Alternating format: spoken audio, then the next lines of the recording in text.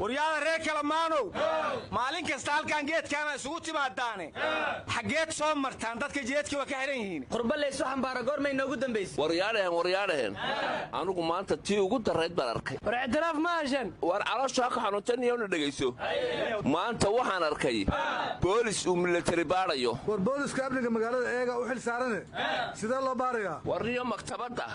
qarankan maanta arkayay ayadoo boolis uu military baarayo wariyo waa waalantahay sidii qaraxii xarunta gobolka Banaadir u dhacay is aamin ma jiro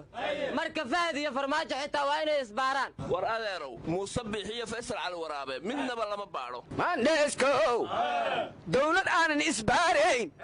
dawlad ma aha ونمية وحما وقدينه هيسو سمي عبان أحمد سعيد سابر كوعد هرسيدنا أي قادو أيا وحوها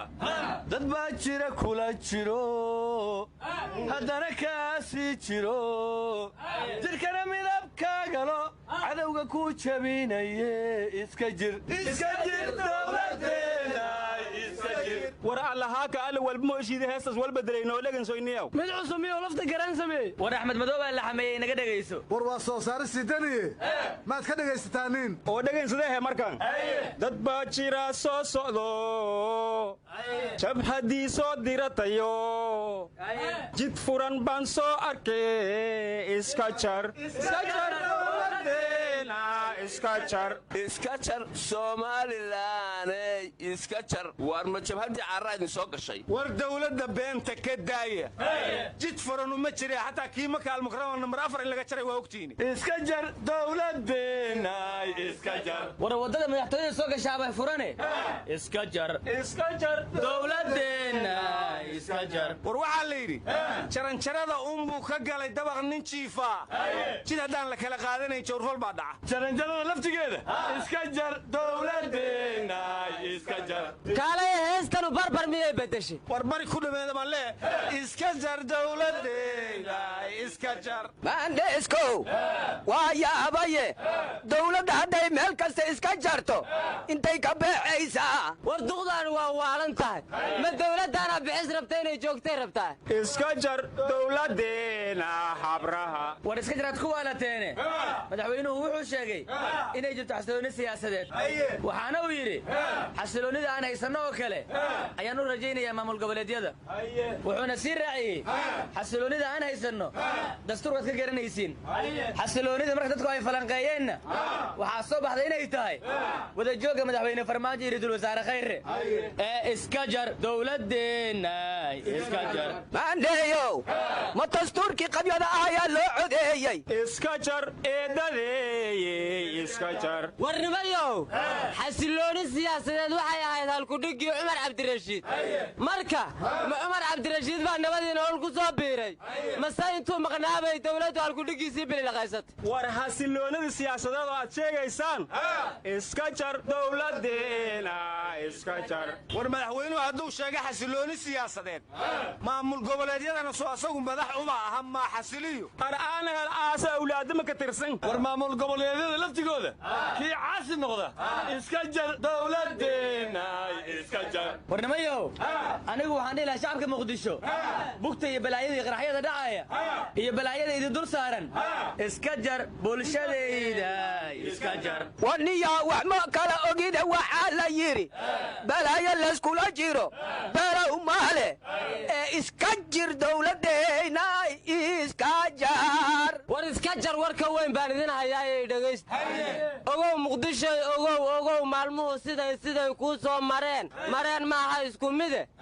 qofkaaga muwaadinka dartaan u soo mitiday intuu murugaysan yahay martida ku soo gashiyo ajnabi maafiya iyo mooryaankuna faraxsan yahay hadii aad moogtihiin haday ku muuqataba waxa tahay meel mugdiya iska jar Muqdisho iska jar war ma haysaane Puntland waxay xusaysaa sanad guuradii 22aad ee aasaaska dawladda Puntland madaxdii oo dhan iskugu timid boowe ciday dhibaysa baraaraha Puntland il qumba ma furataano niri halla baawine baroowe ku jiraan baas ma jire iska jar Puntland jubbalaney iska jar war xerada 12aad dhuusamareebay ku taallaaye goormaa buntland loo raray warnimiya usan walsayaha waraabteen 12 oktoobar derbuwan ku qoranta wadiyaa hoy beenga sheegin madiya 12 oktoobar wadiyaa talbuunkan lagu gaar jiriyaan ku dhahay war annaga maxamed siyaad barre markuu sanad guuradiisii 12aad xusay baa noogu dambaysay war ma ogdiine kowda agoosta puntland waxay u dabaaldegtaa aasaaskii maamulka galmudugna waxay u barardiiqdaa jenaraal caydiid war yaa beentaan iska daacaydiid galmudug kuma dhimana xabar buu ku dhintay ay oo taooyin adduunyu waa dhammaati baariyo aweesa aakhiras jira war kuwaana ma aweeskay u dabaaldegayaan war qabaar waa ka heshaane qorshihii galgaduudoo in dhoweed la qasaayey maxamuud iyo khayre midkeebaa ku khasaaray qarafaanse ma joogi war haan iyo ani warkoosiyay dhegansooy waayahay od diidnayga damboyta weliba isla daba teeganyiin war waxba ma ogdiine wasiirka gaadiidka iyo duulista hawada ahna musharax madaxweynaha jubbaland wasiir omar maanta waa hadlay warnimiya uniba anta baalgamuundinimin iyo ejna jiiday wasiir waa bahaay sida madawiinagana ka daradoo faday maandheeyow wasiir omar weli hawada mau ku jiraa war hanala duulinay waa waalantiinina dhegaysta raadiyo kulmiya isagoo la hadlayo maanta wuxuu yidhi kismaayo waxaan uga baaqday waxaa la rabay buu yidhi markaan tago in qalalaase laga dhaliyo oo dagaal laga huriyo anna anigoo dadkayga u naxaya ayaan ka joogay war waa kismaayiya kistaada hadiska baagdii booskii madawiine binaayay barax makaa rabiye barfuunka lee iigu banee war omar madaxweynaha kama tanaasulini axmed madoobaa ka cabsanaya eegga awowgood la gubwar ma haysiine sayid axmed madoobe xidhiirka dawladda waa jaray wuxuuna ku soo afjaray iska jir jubbalaney iska jar war yaa jarjarkiina maqaana isku qabkaba waxa